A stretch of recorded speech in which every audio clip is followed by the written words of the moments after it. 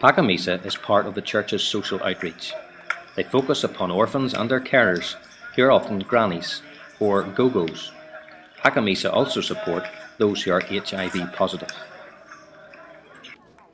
In Zulu, Phakamisa means to uplift.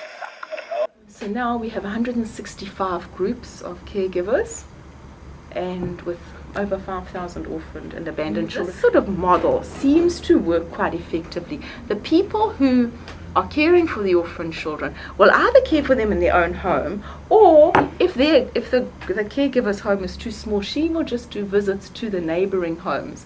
And so they are still child-headed households, but there's a granny in charge who will then be looking after them. The grannies mostly don't get the pension, the child support grant. They do apply, and where it's appropriate, the government gets. And our philosophy is, if we can keep the caregivers strong, then the children will be all right.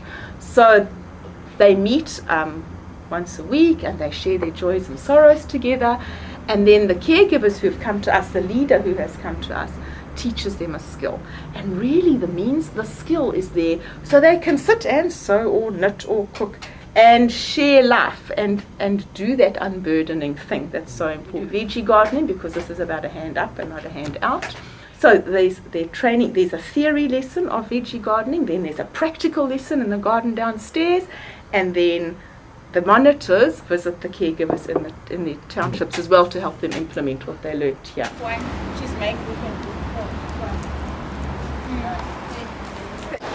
Pray at Phakamisa, we do the gardenings, and in such a way that we went to the workshop in town.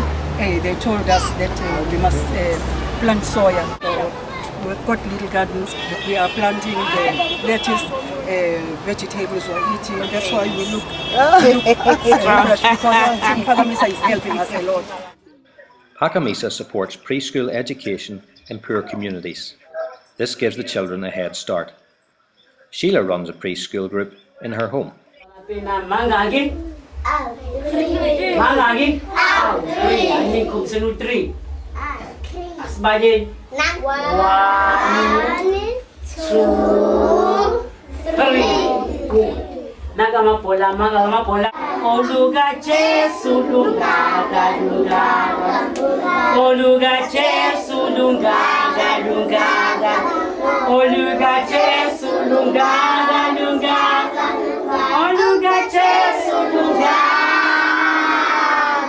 do this because we want to help them, because their parents have no money to take them to school, so we must give them something to make them excited.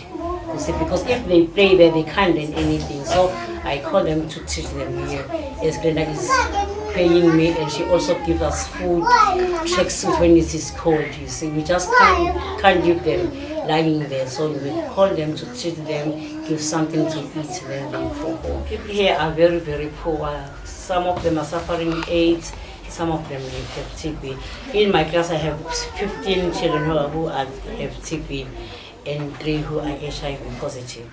My best group, who you won't see on the HIV/AIDS support group, Tolotandu we call it, which means celebrate life. So we're not about being HIV positive and dying, we're about living positively, and they are just the most amazing people. So we have a support group for them. No one else comes here. It's on a Friday, so that the building is empty, so that their status is confidential.